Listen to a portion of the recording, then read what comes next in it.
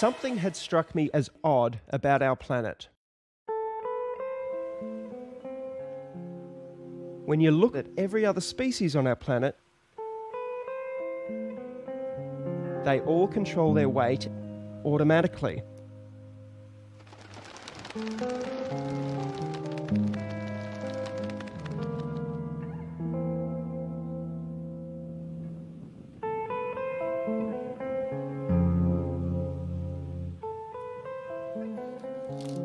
The only exception was us. And any animal unfortunate enough to be fed by us. I just couldn't understand why we were the exception. Why did we require willpower and everything else did it on autopilot? So I applied the only relevant skill I had, which was looking at evidence. And I found there was very little evidence for the standard eating advice we are normally given, and there was a whole stream of evidence which had been largely ignored. In fact, what we have been told about nutrition is dangerously wrong.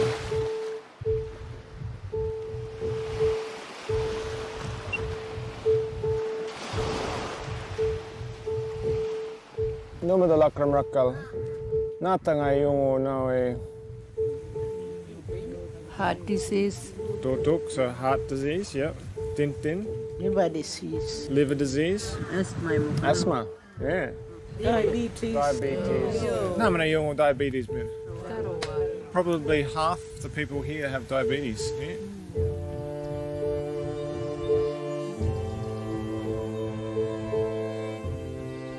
Diabetes, heart disease, high blood pressure, kidney disease, all what we call chronic diseases. When did those diseases start? 70s? 80s. So before that, people were dying from nakun Hepatitis. hepatitis, pneumonia, TB. TB. Well, they're all the mulkurumala. These are the ones that came with the Europeans. Bacteria, infectious disease. If we go back further, balanay natil ngay balandabunna. Ya kangatil ya kabyan ay kadalak. Kangatil ya kangatil. Bunda minananwalkan. Palading ka nga lang kanina. Accidents malakan. Lopturiol ng white turkan baru lukan lana. What's the main? Old age. Old age na. Wawa.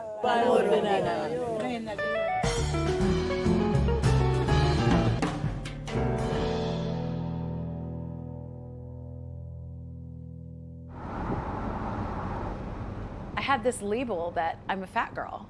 I am overweight. I have asthma. I've always had asthma.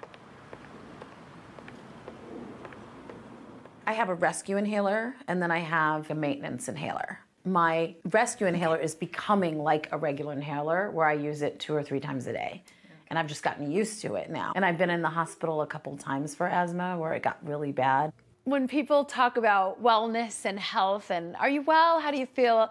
My automatic pilot is always, I'm great. My vision is getting worse and worse very rapidly. I had 3 fibroids and one was really big. Upper respiratory infection. They put me on a broad spectrum antibiotics. Mega doses of prednisone, azithromycin. And so I have this standing prescription. I'll just take it myself. I was also diagnosed with ADD. I don't know if that came up anywhere on there. This is really important. So when was the ADD? I'm like, oh, and incidentally.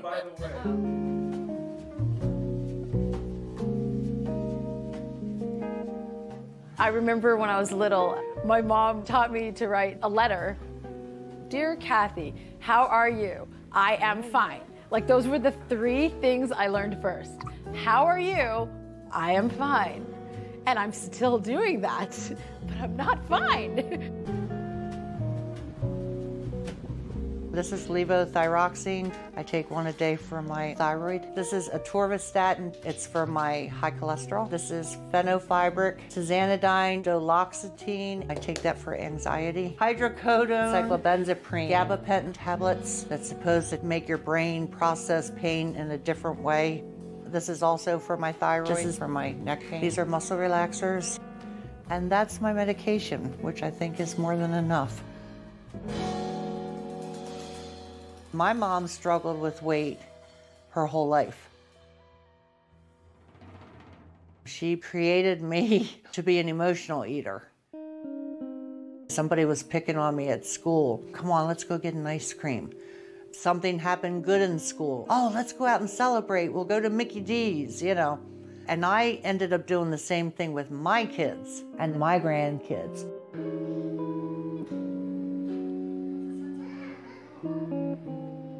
My mom finally developed the Alzheimer's and the dementia. And I saw the progression of the disease from start to finish. And, you know, I forget things now and I can't think of words. And I start thinking, oh my God. You know, I'm the same way. I've gotten to be the same way. You know. This is a vicious cycle that needs to be stopped.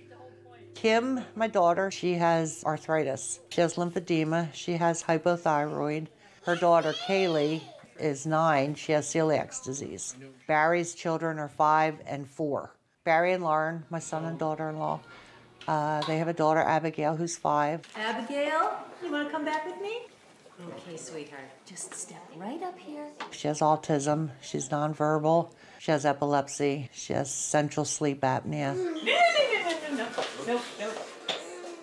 She has digestive problems. Any trouble urinating, any trouble with bowel movements? She has constipation. Constipation? Okay. She's Yeah. under Miralax daily for Yeah. that? Okay. Yeah. The hardest part, just having a child that can't speak. I know my wife feels the same way. That's to me, that's like the most painful part. Abigail, look. Look over here. Abigail. Abigail seems like she's doing really well, and then she'll get tired and she'll have a whole bunch of seizures, and it's like she's forgotten everything. It's like her brain resets itself. Playing music? It's really the seizures that compounds her autism. We're counting on average about 50 a day, so she's getting a great big cocktail of garbage. This stuff's pretty mild compared to this stuff. This is called Onfi. This stuff here it's over $1,000 a bottle. My insurance covers 70%, so I get the joy of only paying over $300 a month just for this stuff. Have you noticed any improvement with it? We have, otherwise, believe me, for over $300 a month, she would have been off of it a long time ago. The whole situation makes me mad, but mostly just because how many 6-year-old kids are these neurologists putting on these heavy narcotics? I mean, this is as bad as if you were to go buy heroin off of the street. And that's the first thing that these doctors are trained to offer the kids. That's it. Good job. I hate it. The lump in my throat as I was reading. The side effects, man, I mean, may cause harm to yourself or others, may have rashy, irritated skin, may cause sleeplessness. And I've seen my daughter have some of these side effects. We're gonna need a lot of help for sure. I have no idea. I have no idea how we're gonna do it. Do what? Switch her diet. She refused just about everything except for like the goldfish and Doritos. So.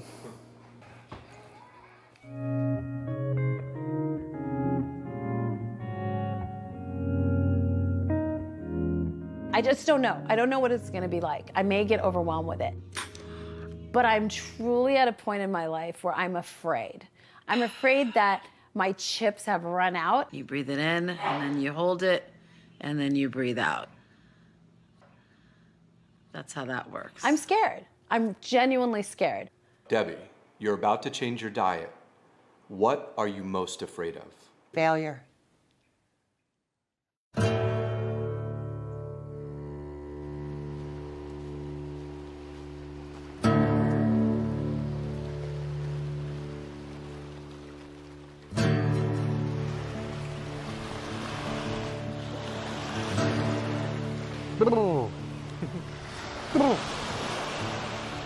Wishing for luck.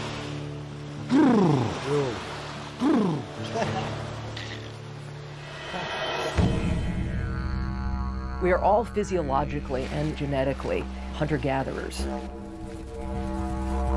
We've only been consuming an agriculturally based diet now for maybe 500 generations or so versus more than 100,000 generations, not 100,000 years, but 100,000 generations on a largely meat and fat-based diet.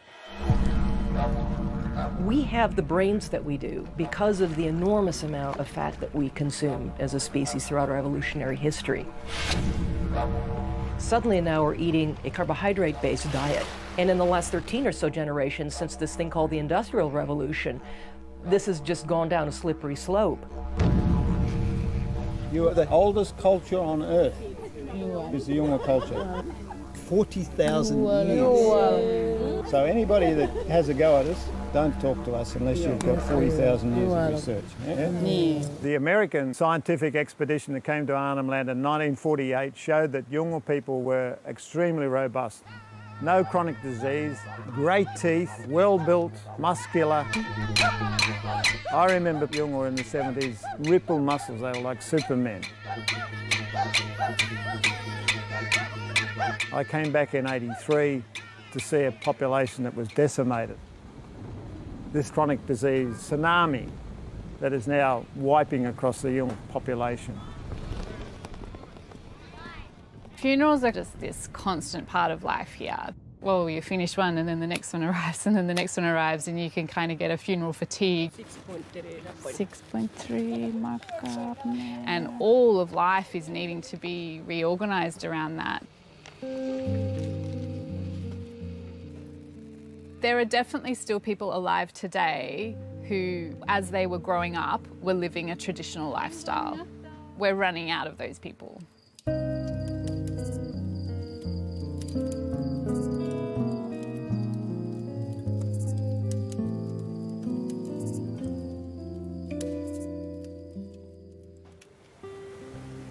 Everybody died.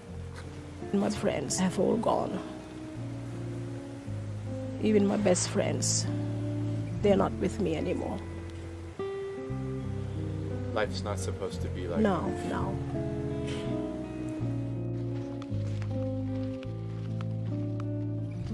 Dear Angel, can you tell me in your own words why are you here at this retreat? Why I can't talk when I'm walking. Okay, fair enough. Maybe down at the beach when I'm sitting alone. I think my body maybe weren't built to do some walks or I don't know. I remember when I was a little girl, I used to come with my grandfather. We'd be walking along this beach. And every night he'd share stories. He would tell me, this is the way to go. This is what you eat. Don't eat this. This is nice, but this is bad. Don't touch this. Don't eat this. It's not even food, it's nangining. Nangining meaning non-edible.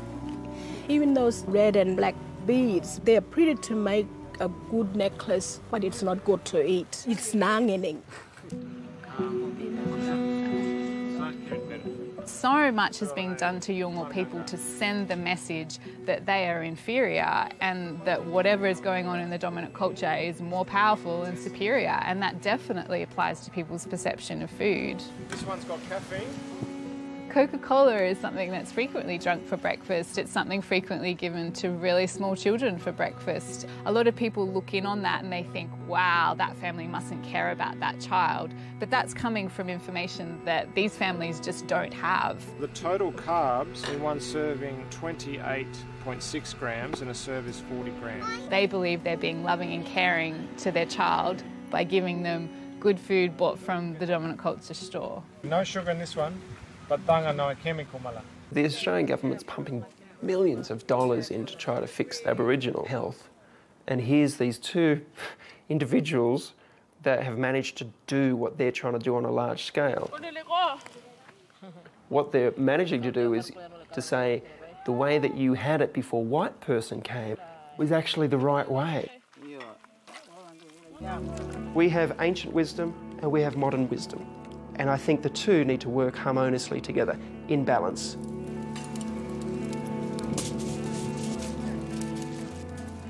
So in the philosophy of Hope for Health, what is good food?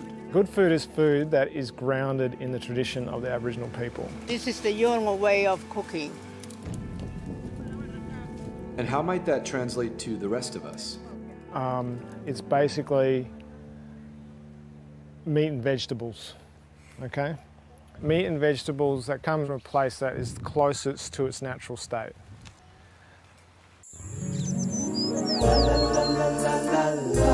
Years ago, there was a commercial for a particular margarine. That's not margarine, that's my sweet creamy butter. This woman, who actually turned out to be Mother Nature, tasted it, and she said, it's not nice to fool Mother Nature, and made lightning happen and thunder. The fact is that processed food is not natural. That's trying to fool Mother Nature. Should I get the trash bag out? Probably. We should be eating the foods that nature provides, not that are scientized, not that factories provide. Would it be okay if I sat down on that chair over here? Go through the store without a problem. Okay, I'm sorry. Your mom is the daughter of my father's sister. So your dad is my mom's uncle. That's right.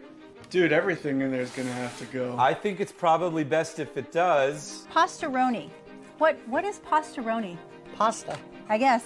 Even the name in and of itself tells you how highly processed it is. It's somebody's brand name. Abigail, get down. Any food preferences? I know you gave me the 3-day diet diary. Those are her food preferences. SpaghettiOs, chicken nuggets, goldfish. Goldfish is a normal. Doritos. What about drinks? Apple juice. Apple juice. We've hijacked our taste buds with food-like substances that are not whole food, that are not real food. Here's a good one. Imitation vanilla flavor. Propylene glycol, sodium benzoate, phosphoric acid. Doesn't that sound lovely? I don't even know what it is. Right.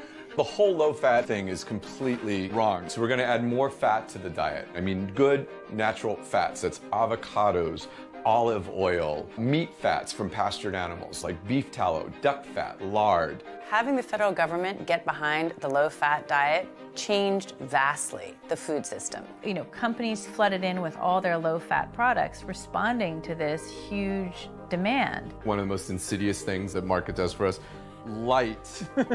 Light.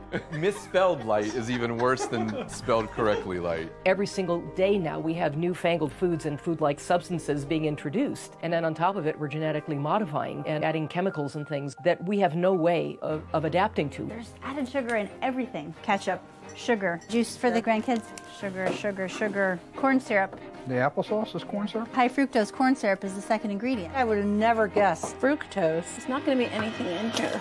We have found a winner. You know what? Scratch that. There's sugar again. That's something. Yeah. Wow. Obviously, we will never again eat cereal in our life. Perfect. Get rid of it. Bread and other grain-related products are really worrisome, A, because of their gluten issue, but most importantly, because of their carbohydrate content. I don't even know if we need to say anything about this. Yeah. Just, you know. Okay. I call wheat the perfect obesogen. Food perfectly crafted to make you fat. Wheat is in all frozen dinners, all breakfast cereals, taco seasoning mixes, instant soup mixes, canned soup, salad dressings. In other words, of the 60,000 products in the average supermarket today, 59,000 have wheat. There is nothing you can get at a grain that you can't get anywhere else. Not even close, in fact. Meat, seafood, vegetables, fruit, nuts and seeds, and eggs have so much more to give. Maple and brown sugar, heart healthy. You know that can't be right? Wheat was added 10,000 years ago, which sounds like a long time because it predates the Egyptian Empire, the Greek Empire, the Roman Empire. But 10,000 years represents less than 0.5% of human race's time on Earth. We went from a diet that was 90% meat and fat to suddenly relying on grains and legumes for the very first time in our evolutionary history. These all gotta go. You know, when a label goes out of its way to tell you how healthy it is, like 100% whole grain, reduced fat. By taking fat out, you guarantee that people have to shift over to high carbohydrate foods. That's just what happens. Fat is a critically important part of our diet, but we've got to be super selective because some fats are very threatening to our health. The reason olive oil is so good is because you can get the oil out of the olive really easily. It's like cold-pressed extra virgin olive oil. But you take something like this, This poison. In order to make packaged food, you need a fat that's solid and stable. So everything on a supermarket shelf, cookies, crackers, chips, need a hard fat, a solid fat. That's what gives it shelf life. If you get rid of butter, suet, tallow, lard, traditional fats, as our guidelines told us to do, what's left? Hardened vegetable oils, which is basically trans fats. We don't want to use any of the vegetable oils like corn oil or safflower oil, soybean oil. Vegetable oils are toxic. They're industrial oils. They are foods that we could not have manufactured until the industrial era. There are seeds that have oil in them, but that don't release their oil readily, so you have to use high heat and solvents to do so. That totally wrecks the molecules, destroys many of the antioxidants. It's a mangled, disgusting, smelly mess. Every cell in your body is wrapped in a membrane that's made out of about half fat and half protein.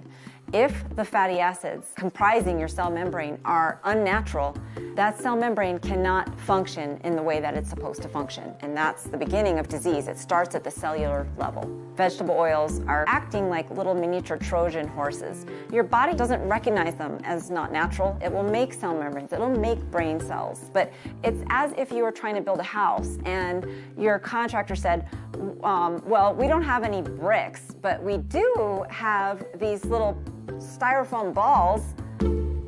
Let's go for it. Did the food grow on the planet? Did it swim in the water? Did it run on land? That's food. The one question I wish every single doctor on this planet would ask every single one of their patients is, what are you eating?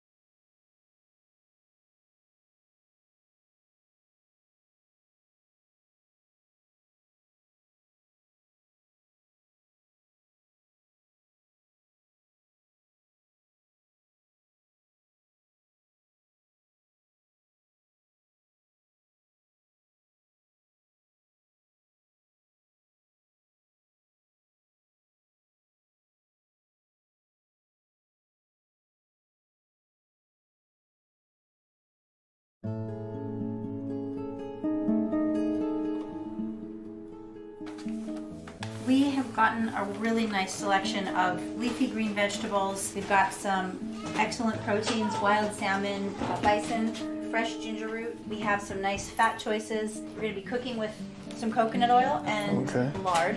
What we're doing is focusing on things that are natural.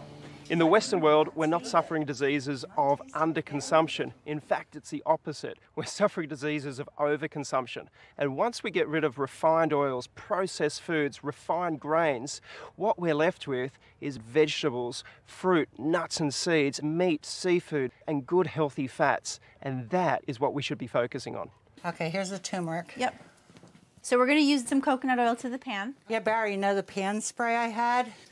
Had to throw it out. Well, there's no question that the brain can burn glucose. What powers the brain far more efficiently in terms of its energy-producing components, called the mitochondria, is fat. So we're going to get lard all over our hands? Yes. Okay. Our brains thrive in a fat-burning environment. Now, technically, we call this a state of ketosis. And to get into a state of ketosis, one assumes what is called a ketogenic diet, which basically means a diet that's lower in carbs and higher in fat. Oh, that smells amazing with that garlic. Barry, have you ever cooked anything like this in your life? No. Being in a mild state of ketosis is really the place to be.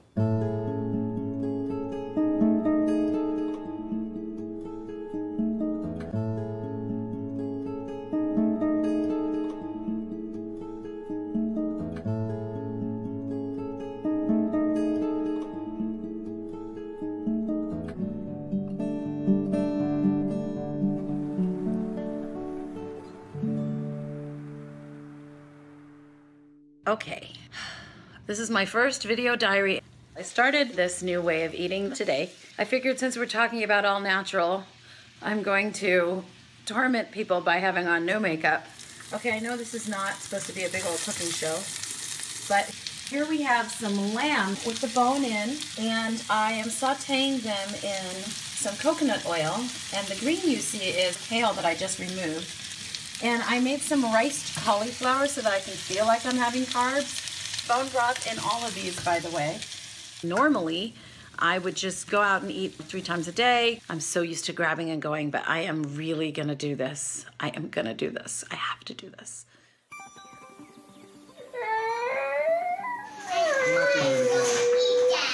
Emma's convinced that we were punishing her. Will you eat some chicken? No. No, why not? She's like, why are you taking all of my food away? This is mean. I can't eat macaroni and cheese. I can't eat chicken nuggets. I can't eat SpaghettiOs. She just went down the list, tattering through this list of junk. I'm just like, man, we didn't feed her anything healthy. Like, we literally took away everything that our children have been eating. Okay, don't throw it. Those are scrambled eggs on the floor. She just started pushing my hand away as I was sticking the fork into her mouth. And then she literally crawled across the counter and she grabbed this bag of goldfish that was sitting there and she ripped it open and just starts shoveling handfuls of goldfish into her mouth.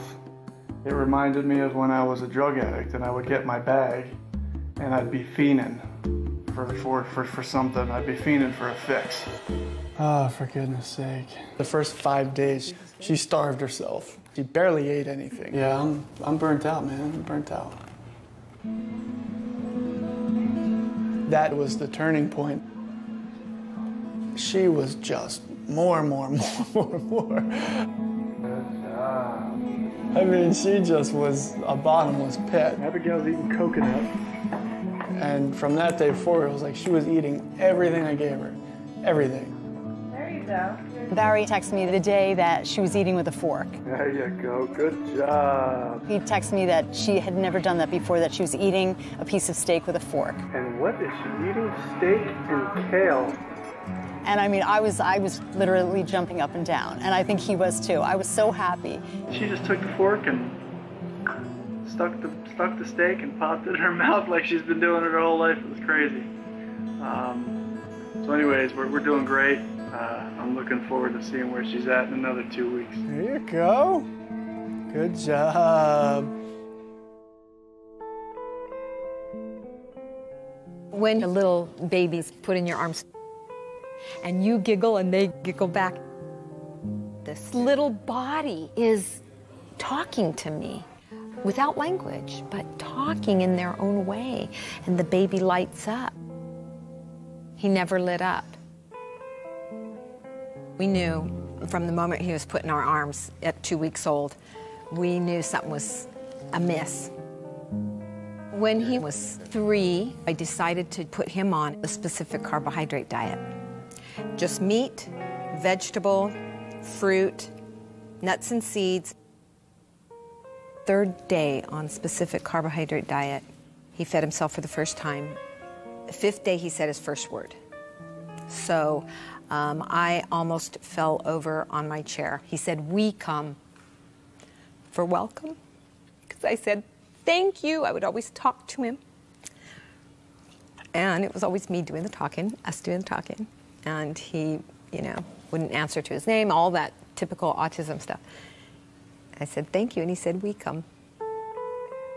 One of the things, though, that always bothered me was that he didn't seem to be able to stop bobbing, rocking, verbal noises. And so I was already beginning to wonder about if he needed something more.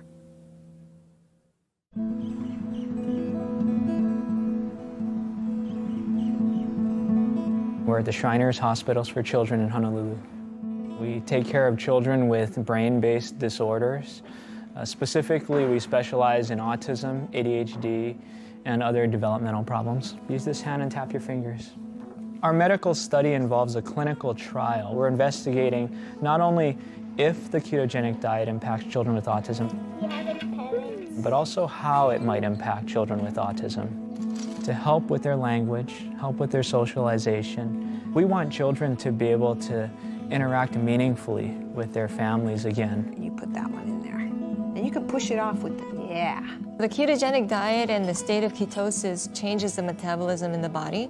And so instead of using glucose as your primary go-to fuel, the body taps into ketones. Do you want butter too, or you're fine? I'm okay. Yeah. Ketones are acids that the body produces from fat. It cannot be produced from carbohydrates or sugars. He likes coconut oil all over everything. And the body uses the ketones for energy for the brain and the free fatty acids for the muscles. Good balance. Open your eyes. Aaron Thatcher's been on the ketogenic diet for approximately 6 months. He has seen an improvement in some of the core features of his autism, including increased socialization, interaction with his mom. Just to get him peaceful. Yep. It's huge. Brings peace to the whole family. And I would say, you know, our loving interactions are more. Increase independence and self-care skills, decrease in his stereotypic repetitive movements and behaviors.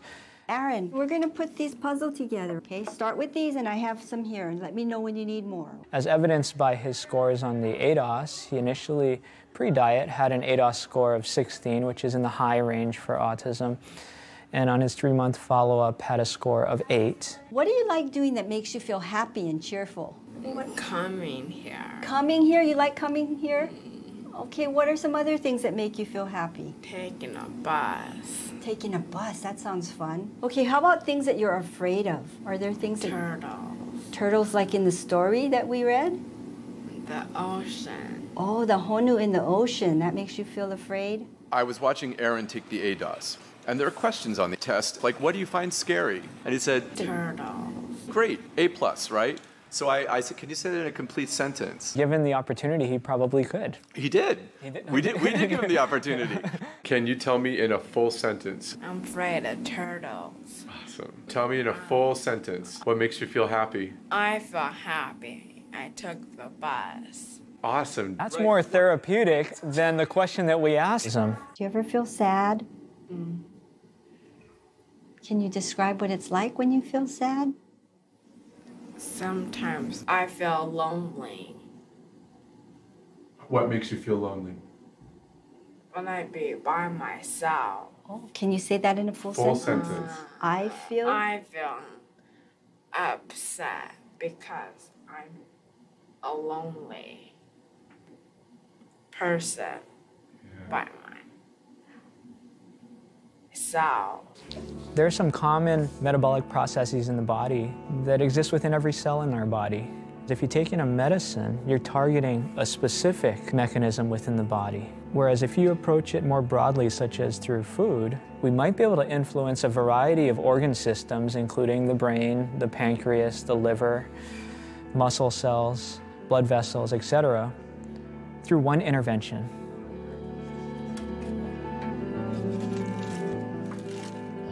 And this is not a new thought.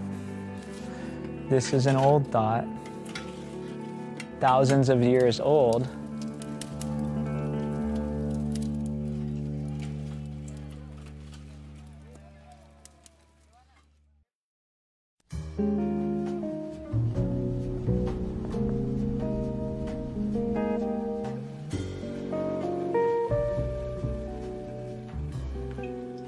I think that eating alone only bolsters the little hamsters in your head that are telling you what you should and shouldn't do. I mean, I rarely will sit and eat a meal alone without there being some little commentary going on in the back. Well, you really should have less of this, or you really should have done this or that. There we go. Look at that beautiful bird. Oh, that looks so good. But when you eat with other people, you end up talking and bonding and sharing. I like that. I just like that better. So you'll see there's meat and there's fat in here. You don't have to eat it, but it's really good. It's interesting with the fat that's floating. I've become so ingrained over the years of fat's no good, don't want fat in my diet. You know what I mean? It's hard to like... I thought about your face. I'm like, Lisa's gonna be like, I cannot eat that. I thought about you. Well, it all started with Susan Powder back in the early 90s. Yes, with the spiky hair. Yeah. I'd go buy a fat-free cake and I'd eat the whole thing and I'd be like, I'm eating fat-free. But all of that sugar turns into fat. It's carbs. So they say it's fat-free. When really... Yeah, when you're eating it at the time, it's fat-free. It has no fat in it. Yeah, but what does it turn into once it goes into your system? Fat. More fat. So we're gonna make the mayonnaise. Basically eggs and lemon plus oil equals mayonnaise. Okay. Right? I love it. So let's prove it. This is olive oil. Yeah, I'm using olive oil. You want to use a pure oil like this that isn't going to be toxic to your body. And Lisa's scared of the oil. It's going to be okay, Lisa. I'm like counting up the Weight Watchers points in my head. I would love to be able to not have to count Weight Watchers points and not have to be so scared of eating sometimes, you know? But I'm scared of, if I don't do that, then I'm gaining the weight back. And so it's that allowing yourself to have the freedom to trust your body, to trust that when you do it, it'll be okay because you're eating real food. Doing this as an act of love, as something we're all holding. Remember that time? It's not. Hey, where's your tossers? Well, I'm gonna pour it on the fridge. I'm just gonna do it to taste. Oh my God, I'm so excited. To a long life of happiness and health. And friendship. And friendship, absolutely. Cheers. That was fun. I love you, girls. Mm-hmm. I love you too. In the 1950s, the nation was really in a panic about the rising tide of heart disease that had come from pretty much out of nowhere to be the nation's leading cause of death. In 1955, President Eisenhower himself has a heart attack, and he's out of the Oval Office for 10 days. So the nation is fixated on this problem, an urgent public health problem. Nobody really knows what causes heart disease, right? There's a number of different explanations. Maybe it's lack of vitamins, maybe it's car exhaust. So into this vacuum steps Ansel Keys, a pathologist from the University of Minnesota, and he says it's saturated fats. Saturated fats and cholesterol cause heart disease. Of 10 men, we can expect 5 to get it. And that was his hypothesis. He had an unshakable faith in his own beliefs. He was called a bully even by his friends. And he was able to get his beliefs inserted into the American Heart Association. So the first ever dietary recommendations telling people to cut back on saturated fat and dietary cholesterol to avoid heart disease were issued by the American Heart Association in 1961. That's the beginning of the story. It's the tiny little acorn that grew into the giant oak tree of advice that we have today and that we can't back out of. What was the evidence for that recommendation by the American Heart Association? It amounted to one study, coincidentally performed by Ansel Keys. That's the 7-country study where he went to 7 countries around the world, mainly in Europe, but also the US and Japan. And he sampled nearly 13,000 men, and he looked at their diet, he looked at their cholesterol, and then he waited to see who had a heart attack or who died of heart disease. I mean, he had a hypothesis that saturated fat caused heart disease, and he was out to prove it. For one, it's very clear that he cherry-picked his countries. He had done a number of pilot studies. He knew where people were not eating much saturated fat and had low rates of heart disease, like Yugoslavia and Italy. And he ignored other countries, also low rates of heart disease, like Germany and Switzerland and France, where they ate a lot of saturated fats. He didn't go to those countries, which would have disproven his hypothesis. His study showed that low saturated fat intake was associated with low rates of heart disease. Associated, but it doesn't mean that reducing saturated fat is what caused those people to suffer less heart disease. It was also true that these people ate very little sugar. In fact, they also found in that study that what correlated best with cardiovascular death was sugar. Then what ensued was a tremendous amount of science to try to prove Ansel Keys' hypothesis right. Billions of dollars were spent in large clinical trials, the most rigorous kind of science you can do. And they were done in mental hospitals and veterans hospitals, the kind of experiment that you can't do anymore because it's considered unethical.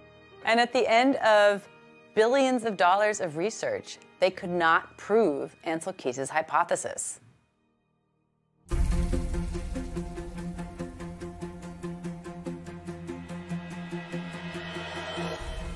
We have lived alive for 50 years. Professor Timothy Noakes is one of the very few scientists in the world who have an A1 rating. Sports scientist Timothy Noakes begins his defense against unprofessional conduct. The charges against Noakes were laid by the Association of Dietetics in South Africa after he advised a mother on Twitter to wean her child onto a low-carb, high-fat diet. The health dietitian tweeted, "Don't listen to him, it's a terrible thing to say, I'm going to report you." This will seriously harm our profession. The dietitian went on and lodged a complaint with the Health Professions Council of South Africa. That's the regulatory body for unprofessional conduct. That is the most serious charge you can level against a medical doctor. It's time for us to take charge of our nation's health. This is the modern-day trial of Galileo. Good morning. It's the 16th of February 2016. We continue with the professional conduct hearing against Dr. T. Noakes. And Professor, you are still under oath. Thank you, Madam Chair. Yes. This is a unique event in the history of modern medicine, that a scientist has been charged with giving unconventional advice and can get up there and say, actually, it is not unconventional. It has been in the literature. The Association for Dietetics in South Africa is very, very much a gatekeeper of nutrition advice and the official dietary guidelines of South Africa. It's time to look at the results and the outcomes and say maybe we got it wrong. And Professor Noakes is building a really powerful case for what really lies behind the epidemic of non-communicable diseases around the world. That's obesity, diabetes, heart disease, cancer, even dementia that is now being called type 3 diabetes because of its links with diet. I'm talking about insulin resistance, which is so prevalent in this country. What actually lies at the heart of its case is the science, the wealth of evidence that supports low-carb, high-fat eating, and equally that high-carb, low-fat isn't so good for you after all. One of the definitive studies of the low-fat diet was done in the United States by the National Institute of Health to prove that the low-fat diet reduced the risk of cardiovascular disease, and they invested $700 million into it. There were 48,000 postmenopausal women who were going to be studied for 8 years. They were divided into two groups. 40% were assigned to the low-fat eating pattern, and 60% could just eat what they liked. The low-fat group were told to reduce their energy from fat to 20% and from saturated fat to 7%, and increase their fruit and vegetable intake to at least 5 servings per day and grains to at least 6 servings per day. So that would be the dietary guidelines for Americans. And what did they find? After 8 years, this amazing study, the low-fat diet did not significantly reduce the risk of coronary heart disease, stroke, or cardiovascular disease, and achieved only modest effects on cardiovascular risk factors. So after all that effort, that was the outcome. In the 35 years we've been following the guidelines, animal fats are down by 17%, red meat down by 17%, eggs are down by 17%, whole milk down by 73%. So everything we've been told to cut down on, we have cut down. And everything we were told to increase, we increased. Grains are up by 41%. Vegetable oils up by 91%. Fruit up by 13%, vegetables up by 23%. So on the whole, Americans have been following the guidelines. It leads you inevitably to the conclusion there must be something wrong with the guidelines themselves. There were parts of the study which were a bit worrying. And this was women who were sick at the start of the trial with diabetes. This healthy diet should make them even healthier. But it didn't. Women with diabetes had worse. And what I found interesting is they've never reported the 8-year data on the women with diabetes in that study. And you have to ask, why? When these study results are coming out, they're deeply inconvenient. This hypothesis has been adopted not only by the American Heart Association, but also by the National Institutes of Health, the entire federal government, medical societies, and a number of industries, the vegetable oil industry, ADM, Monsanto, Bunge, some of the biggest companies in the world, and the grain industry and the soybean industry. So these results had to be ignored somehow or suppressed. I've been left with a very disturbing feeling that this hearing was set up from the very beginning. We'll adjourn tomorrow, 10 o'clock sharp. There is much more at stake than a simple tweet. There are powerful vested interests. People stand to lose a lot, whether it's status, money, in accepting Professor Noakes' viewpoint.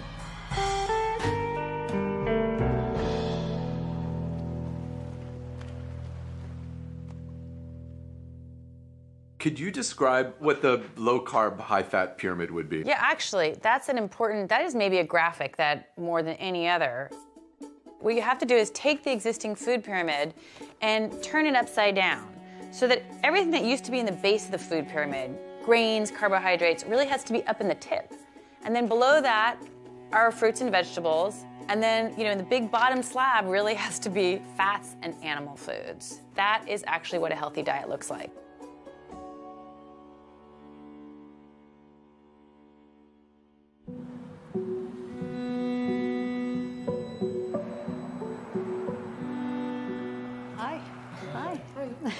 I was so excited to come here today to see if there's any changes with Abigail. The first time I met her, she was walking on top of the windowsills. She's a climber. Abigail, get down. Flopping all around on the couches. She comes in and... Hey, cutie. She's absolutely calm. Say hi. Hi, Abigail. Do you remember me? It's very exciting. Very exciting. Can you say hi? Seems like she's losing some of that massive belly. It looked like she was constantly bloated. That seems to have decreased. Her bowels have regulated. They were using a laxative every single day. And I don't know if you noticed that when you're trying to present her something that she doesn't want. No. She's actually saying no. Yeah, I noticed that too, actually. With her mouth, she's actually saying no. She's able to concentrate and she's able to progress because she's not running all over the place and she's not seizing. Her seizures are going down, and we have tangible data from the school. We are actually starting to wean her off of the anti-convulsory narcotic that she's on that I think you guys heard plenty of complaints from me about. These are great strides within just 5 weeks. It's great. What do you make of his sort of subdued attitude about all that? They live with Abigail day in and day out. You don't see your children grow. That's incredible news. Yeah. Is that not big news? Yeah. I have faith in bigger, better things, man.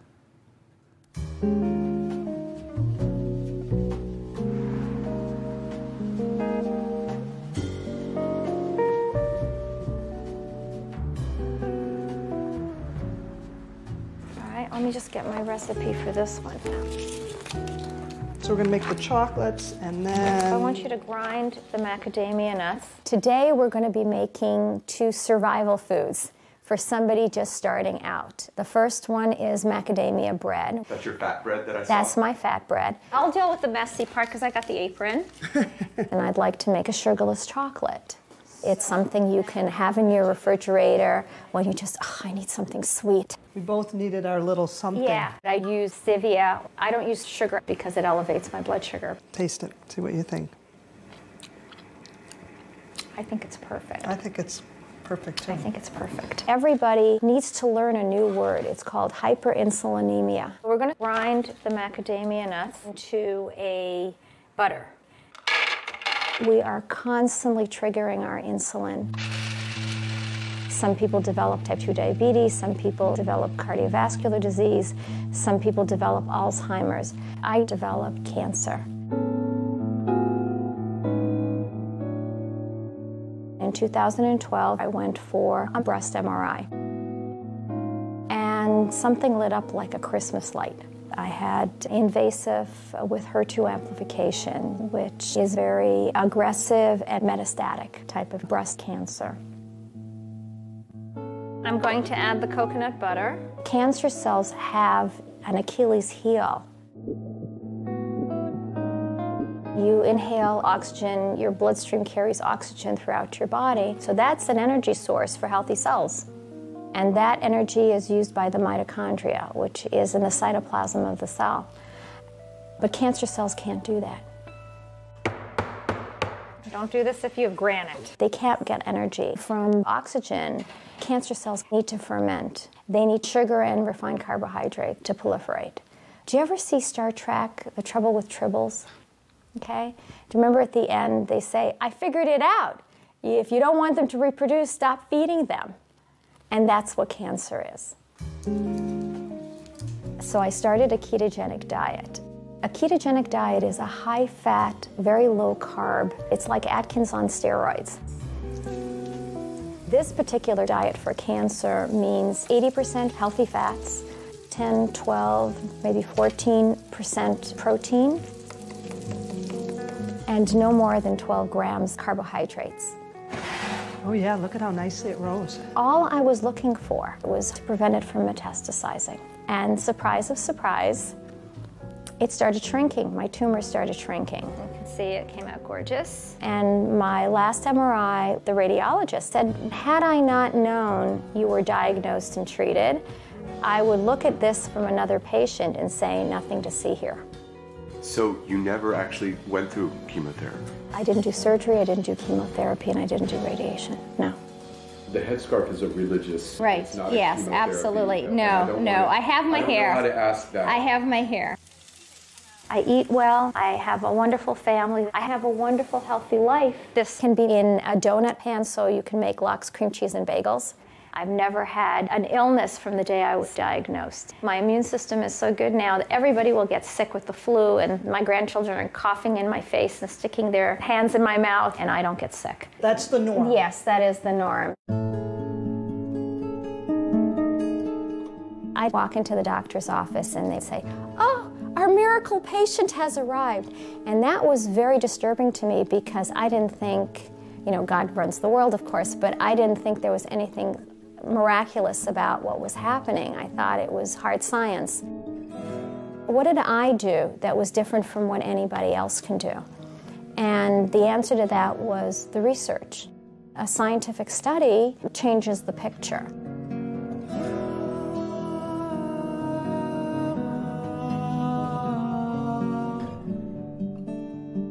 Cancer is described as an immensely heterogeneous disease. That's in fact a buzzword that's now very much in the literature. If you have a primary tumor, this cell can have this mutation, and right next to it you can have a cell that has different mutations, and the cells in the metastases have still different ones. And so what happens is, no matter how you target your cancer therapies, you're going to end up catching some of the mutations, and then some of them are simply going to be mutations you didn't hit with these particular therapies, and then those cells are going to be the ones that survive and come back to get you.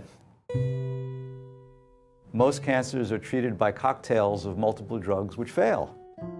They also subject the patient to toxic side effects and poor quality of life while it's failing. But in some respects, the more heterogeneous the cancer gets, the more it tends to converge to a common metabolism. That cancer cells depend on glucose as a source of fuel.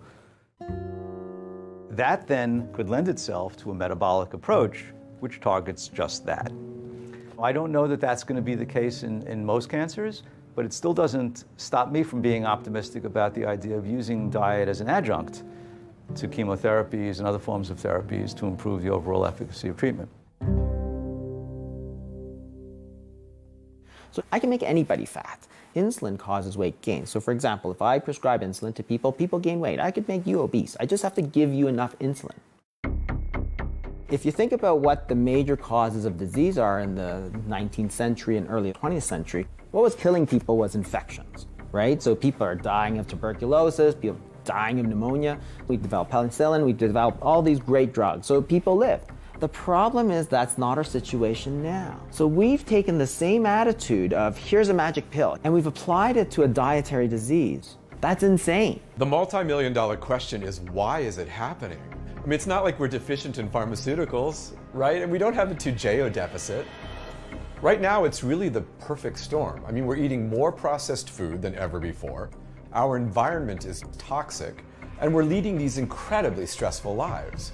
I think a lot of diseases are really the same disease. So like obesity, type 2 diabetes, high blood pressure, heart disease, it's all basically the same problem. Type 2 diabetes is a dietary disease. It's the leading cause of blindness, it's the leading cause of amputations, it's a leading cause of kidney disease and dialysis, it's a leading contributor to cancer, it's a leading contributor to heart disease. So practically 70% of what we practice in modern Western medicine is all related back to your diet. What happens when you're eating these high-carb diets is, of course, there's this constant flood of first sugar and then insulin, because your body's like freaking out. Oh, it's too high. We're going to hit a coma point here. We've got to do something about this. So out comes the insulin.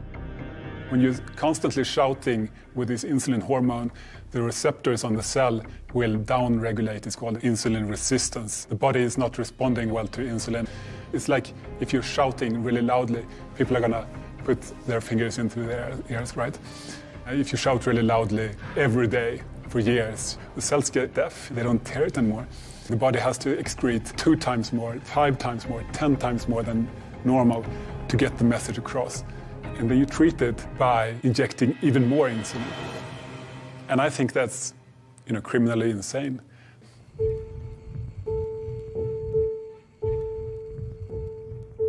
When you start on the Lantus, which is the long-acting insulin, you start at a certain number and then you gradually increase it by like 3 to 5 units a night based on what your sugars are. So I think I started out at 20. This is 4 years ago. And I was up to 55 in no time. When you look at diabetes, type 2, it affects every single system in your body. So it's not just the insulin and the sugars. You end up getting, I have peripheral neuropathy where I've lost feeling in my feet. I have gastroparesis. I have early kidney disease. I have, what else? I have coronary artery disease. The arteries in my whole body are pretty much affected. This carotid artery is 99% occluded, meaning that I could have a stroke at any time. We had talked on Friday. Yes. And so you decreased your insulin even more. Did you have any issues this weekend? Where were your sugar levels? No, they were all good. Last night's was 91. Since the 2 months that I've been doing this food program, 2? Yeah. It may just be 6 weeks that she has been here. Yeah. I've lost 17 pounds. And within a month, we were able to decrease her insulin by half, even more. I don't have any more sliding scale, regular short acting.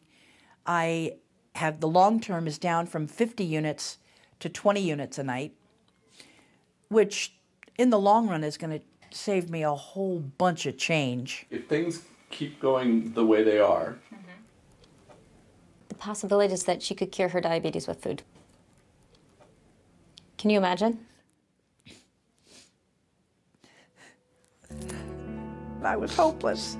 I was just getting fatter and fatter and sicker, and I really was at the end of my story. If I could inspire one person to stop and take a look at what's happening with their life, if it's in regards to your weight, depression, diabetes, understand that there's hope.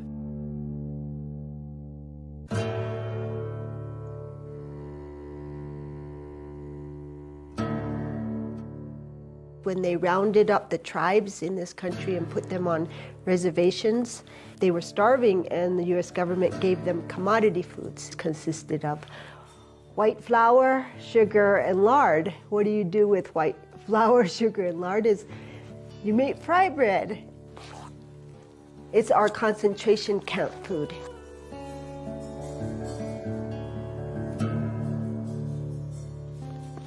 The fait accompli of what we call manifest destiny, what happened to all of the Aboriginal peoples of the earth since European encroachment, wasn't accomplished with guns, it was accomplished with food.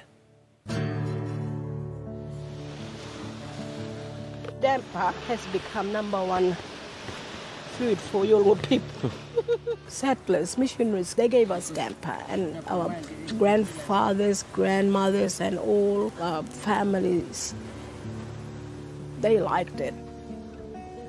That is looking yummy. These modern displacing foods were being brought in as rations by the missionaries. They're very addictive things like tobacco and sugar and flour. You must have a damper with a syrup or a jam. it's required. Must be. Must be. Always. But even if you took the syrup and the jam and all that stuff off of the damper, it would still be... It would still be bad. It's still yakka. Yakka menmak. Yakka menmak. Yakka menmak.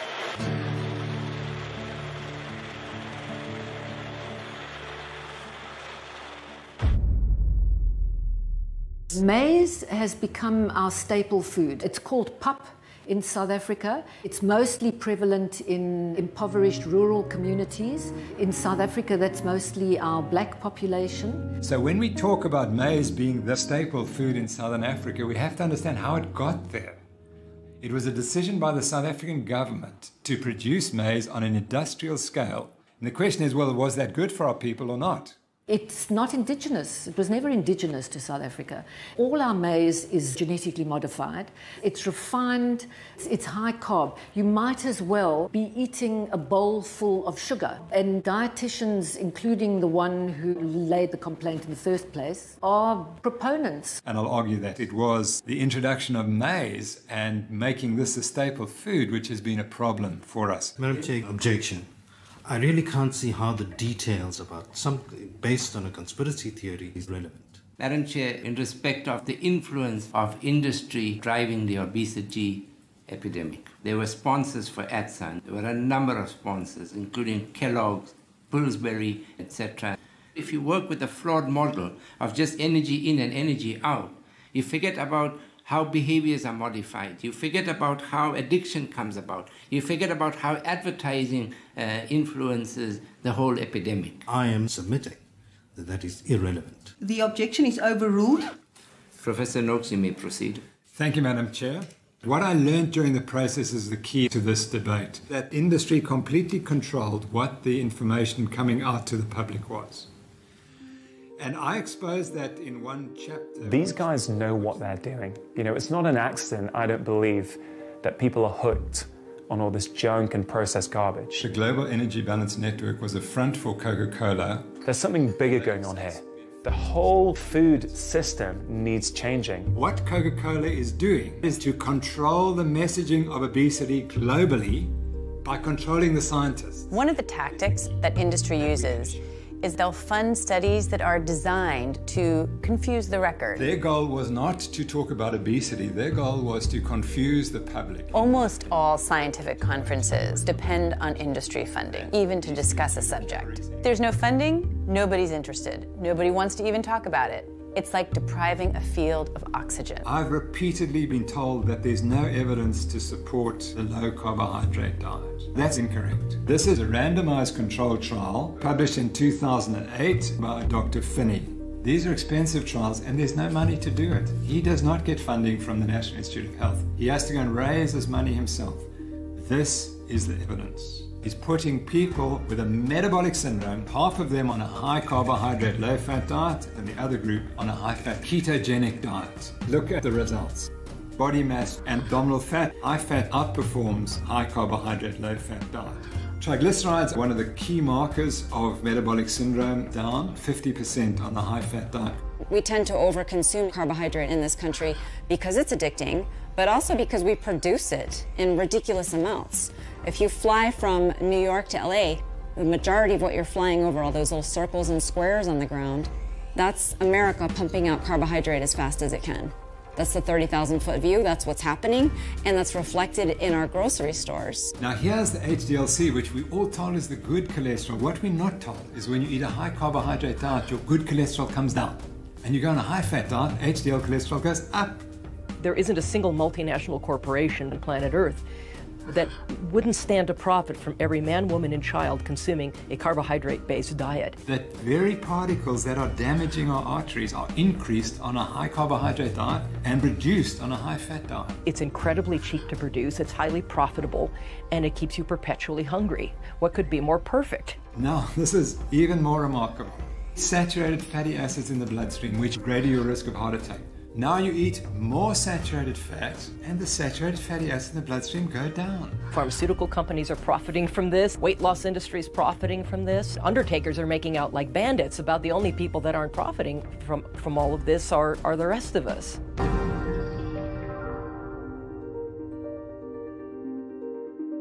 All right, this is what it looks like when a yuppie tries to approach a couple of cows on a farm. The biggest drawback was the budget, because it's very expensive to eat healthy. One of the ideas we threw against the wall, and it actually stuck, was that we were going to buy a grass-fed cow, a whole cow. Emma, why don't you go with Mom to pet the cows? We saved over $400. For tens of millions of years, long before we ever came along, grasslands and ruminants co-evolved. Cattle are basically designed to eat one thing and one thing only: fresh green grass. Check it out. Yeah, buddy, grass-fed meat. I've got hamburger, I've got T-bone steaks, porterhouse steaks, I've got liver. I didn't like it as a kid, but I thought, came with the cow, so I'm gonna see what we can do with it. The butcher, he's like, oh, you got bones for your dog, huh? We're like, no, they're for us. Like, we used to have 40 more species of large herbivores roaming across North America before the end of the last ice age, and we had 60 million bison thundering across the Great Plains.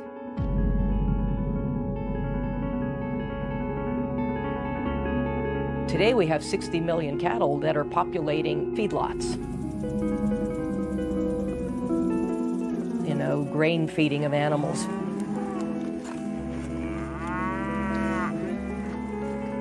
And what do grains do to cattle? They fatten them up. We could take a hint from that. Roughly 97% of all the meat produced today is produced in these feedlots. Go vegan! Go vegan! And where we hear passionate vegetarians and vegans and animal rights advocates screaming about how we raise animals for food, I'm standing right there with them. It's wrong, it's unsustainable, and it has to stop. But there's also misinformation and misunderstanding being promoted by genuinely well-meaning people. What people don't understand is that everything really hinges on restoring natural systems.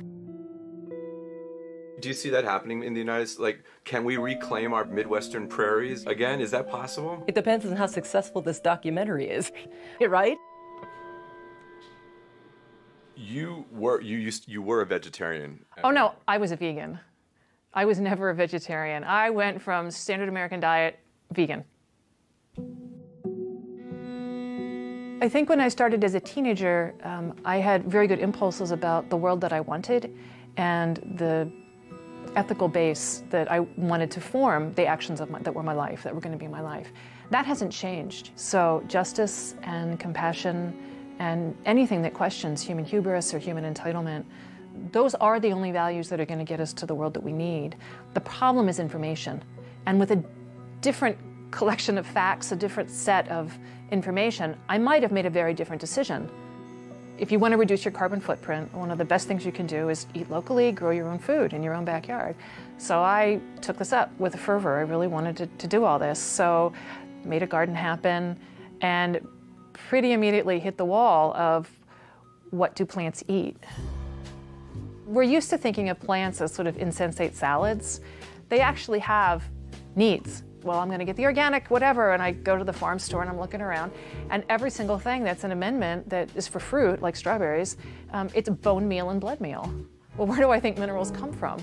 Well, I don't know. I've never done this before, and I'm horrified. I mean, I don't even want to smell it. I don't want to touch it. It feels so unclean. And where does this bone meal and blood meal come from? Well, it comes from, from animals. It's like, where it doesn't fall out of the sky. Like, I know this is about dead animals. It's horrifying to me. What do? I have to supply what the soil needs, and what the soil wants is dead plants and dead animals. And I can't take animals out of that equation. I mean, it's absolute hubris to think we can. That's what soil is. That's how it evolved. That's a thriving living community. There are insects, and they want to eat strawberries too. So either I'm going to kill them or I'm going to get some creatures that will do it for me. And I went ahead and got chickens and ducks. Again, this was this just tremendous moment of ethical and moral meltdown. So now I'm enslaving these chickens and ducks to do this terrible thing for me, which is kill. You've never seen anything like a duck eat a slug. You want to see happiness? This is what I live for, was what my duck said. And boy, was she a happy little creature, the chickens as well. So they ate all the bugs for me, and I never saw another slug. Animals tell us what they want. If you just let them do what their nature is to do, then it's not even that they're happy, it's that they are who they should be. The most destructive thing we've done is this activity called agriculture. We don't really have a clue what goes into making that corn or making that soy. All we know is that you look down on your plate and it doesn't look like a dead thing. Therefore, it somehow must be peaceful and kind and sustainable. And we're utterly wrong about this. You have to understand what agriculture is. you take a piece of land and you clear every living thing off it. And I'm including the bacteria in that. So all the plants and animals that are supposed to live there, they're gone. Now you're going to grow an acre of corn or wheat. That corn is going to require things that are not there for it, and you're going to have to come from the outside and apply them. It's going to take a lot of fertilizer, insecticides and fungicides, because you're fighting a war, right? All those other plants and all those other little animals want to come back. Now, another thing that happens is every time you plant that corn, you're destroying that soil, a prairie or a grassland. It's the perennial roots that make channels for the rain. When you only have annuals, they don't live a long time, so they don't have time to build long roots. So year by year, you are drawing down that soil. And then, of course, all that soil washes off. You know, if you're on any kind of a slope, it all is just going to go into the local river and kill it with all that dirt. So now there's no fish either.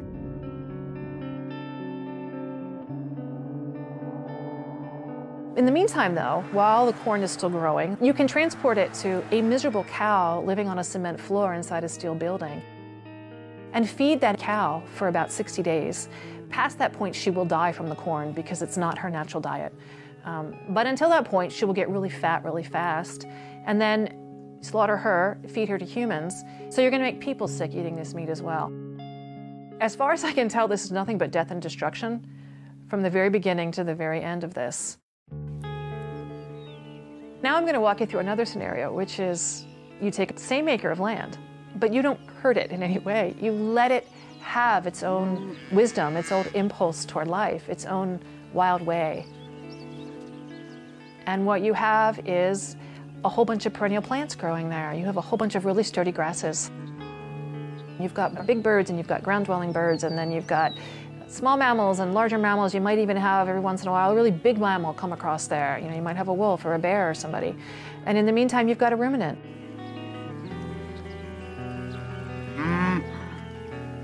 So you've produced the same amount of food for people. You've got the one ruminant at the end. You know, you slaughter her and now people can eat. But that acre that is still in that prairie, that grassland, you could come back in 10,000 years and all of that life would still be there. The only thing different would be a little more soil, which is to say a little more resilience, a little more depth to life. And that is how we lived for 2.5 million years as humans on this planet, participating in that cycle.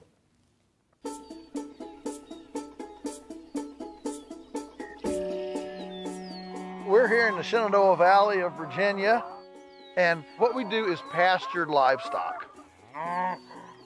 In nature, herbivores live in large groups and they migrate.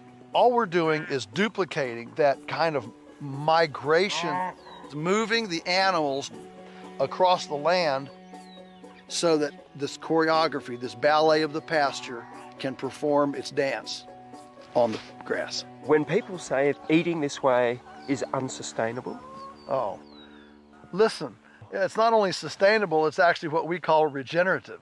It allows the grass then time to regrow, to recuperate. Grass is essentially 95% sunshine. This takes sunbeams and converts it to something that has weight. And amazingly, the herbivore can take this, ferment it in her rumen, and turn this into arguably the most nutrient-dense food in the world. Grass grows in what I call, an S curve. You can see that S. So diaper down here, teenage, rapid growth, and then nursing home out here. What we want to do is keep this forage in this rapid growth state as much as possible. So the role of the herbivore in nature is actually to prune the grass to restart that rapid metabolic capacity. This is what builds soil, hydrates the landscape, and actually sequesters carbon. This is the system.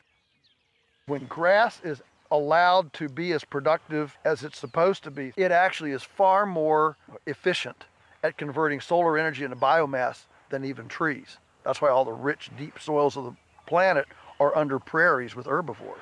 And if every farm in the world would do this, we would sequester all the carbon that's been emitted since the beginning of the industrial age in fewer than 10 years.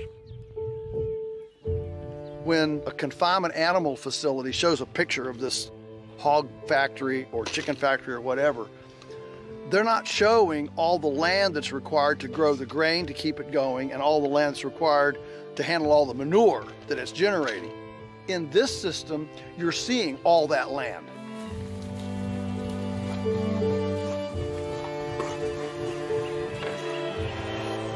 I think a lot of industrial agriculture thinking is that the earth is a reluctant lover. Whereas actually, we view the earth as an abundant, loving partner who responds to caress, who responds to care, and if we will come humbly to the land, why, it's ready to give us way more than we could have wrestled from it.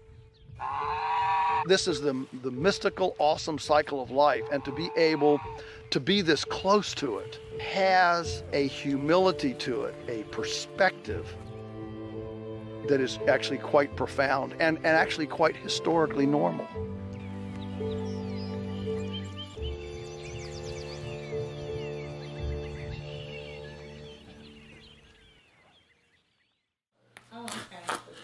Really, for the past few years, every time I've spent time with my mom, just like her cognition reminded me of my grandmom. Like it was starting to remind me of like those early stages of my grandmom. My son just told me not too long ago, he said, I love you, and I'm really becoming concerned with you. You're starting to check out of life. I see you starting to deteriorate the same way that she did. That scares me. I used to get these horrible headaches. I was battling depression. I would just start to cry. I would tell my husband, I said, I'm tired of this. I'm just tired of feeling like this.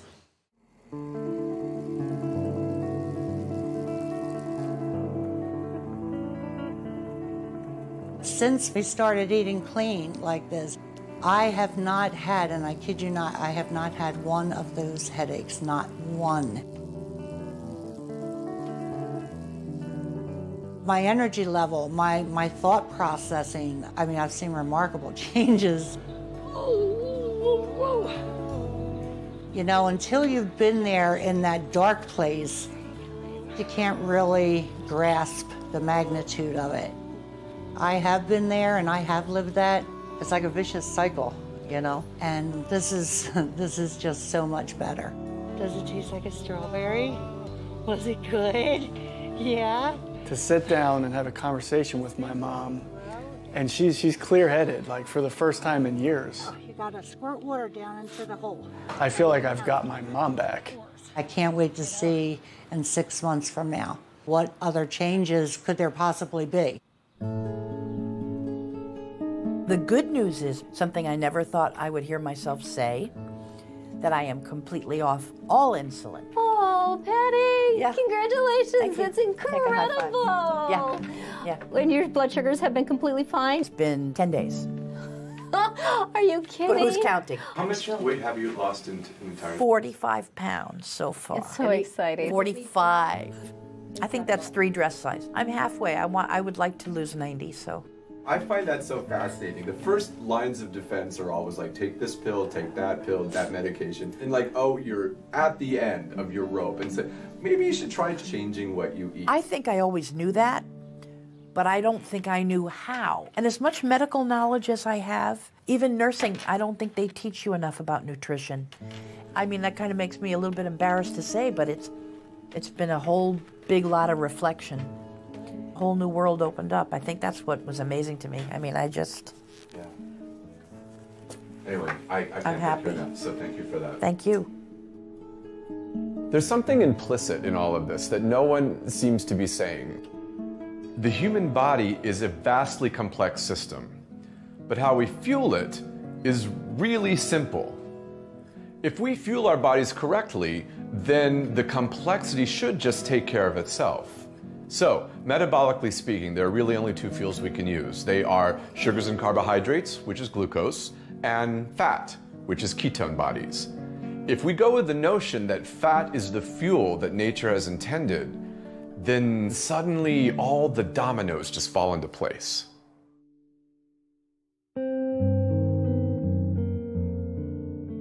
The final part of the jigsaw. We spend millions of rands training hypertension experts, obesity experts, diabetes experts, heart disease experts, but they're all treating the same condition. We can continue to teach a failed model. We can continue to train more doctors and build more hospitals and tell people they must eat lots of carbohydrates. A model that is causing millions of South Africans every few years to develop type 2 diabetes. Or we can say maybe we got it wrong. Because the only people who are suffering besides myself and my wife are the people of South Africa.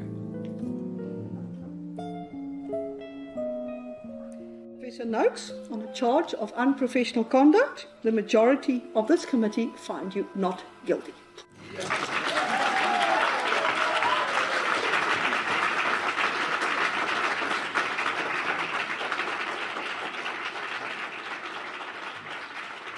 You've got to let it go and watch it grow.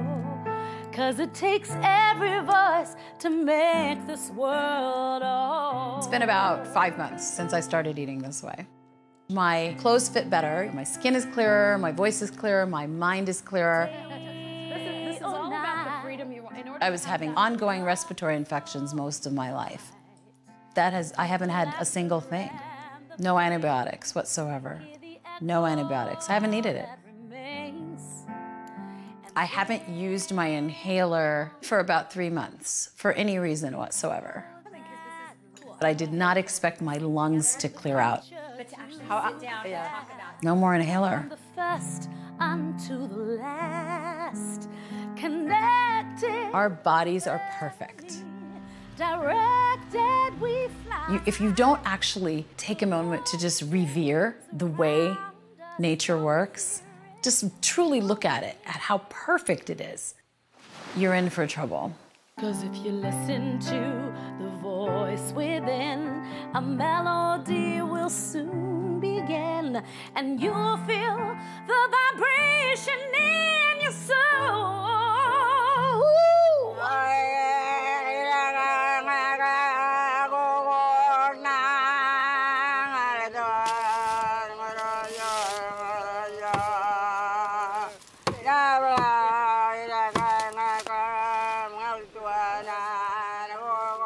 This is my blanket, my sheets that I'm born with. My mom used to always make me warm with this, like this.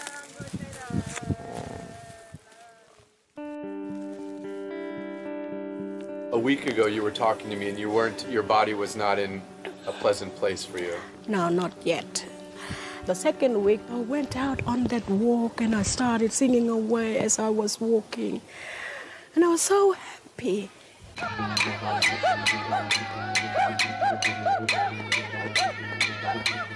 My body was rejoicing. Rejoicing? Brilliant. And I felt, this is the first time that I have ever felt flexibility, the refreshment inside. From this time on, I am going to look after my body. How's the asthma? No, I haven't been worrying about it anymore. I think it's gone. You look at the problem of Indigenous health and it just seems like this massive epidemic that's just so huge and impossible, and how can you find a pathway through it, and so many resources have been poured into it, and I think so many Australians are frustrated about how many resources have been poured into it and we're not seeing any results, and it feels like this hopeless solution. And then it's crazy when you can get people in a situation where you can change what they're eating just for a few days and you can already see these incredible improvements in their well-being, in their blood pressures, in their blood sugar levels, and you think, how can it be this simple? It can't be this simple. It can't be this simple, but it's happening.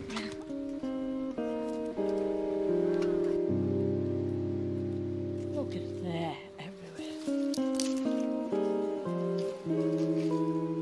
Learning all of this, so nice. Human anatomy, all these blood cells, all these cells that make up our body, so perfectly woven together. So beautiful.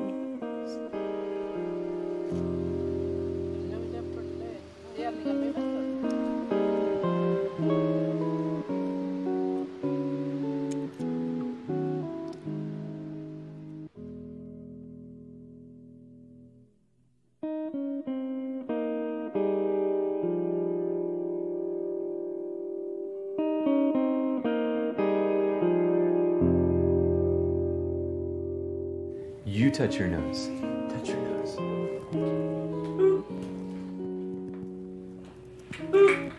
One more time. She's pulling her hand. Boop. That's it. That's your nose. One more time. Ready? Boop. Abigail, where's my nose? There. Nose. It's almost like her brain has had this certain way of functioning. Like biologically, it's functioned as a brain of a person with autism until we started to give her the nutrients that her body and her brain needs to start functioning normally. Can I have the block? Can you give it to me? Good job, man. Oh my gosh, I never saw her do that. Give the block to Daddy. Daddy. Come on, you silly. Yes!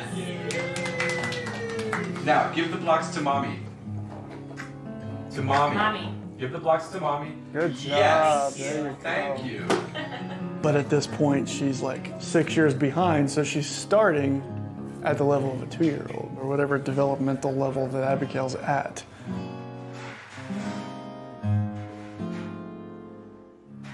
I got her a bunch of summer clothes in April because it was her birthday. It's probably not till July I started putting them on her. They were all too big. They were all like a size too big for her. She looks amazing. It's such an easy recipe, I've got it memorized. It's 4 eggs, half a cup of almond butter, and a cup of squash. So no grains? No grains. And I always melt some ghee over top of the pancakes so she gets some fat. There's a child trapped in this body that is, you know, crying out to be released, you know? Hey! Hey! And it's like she's waking up. Yeah.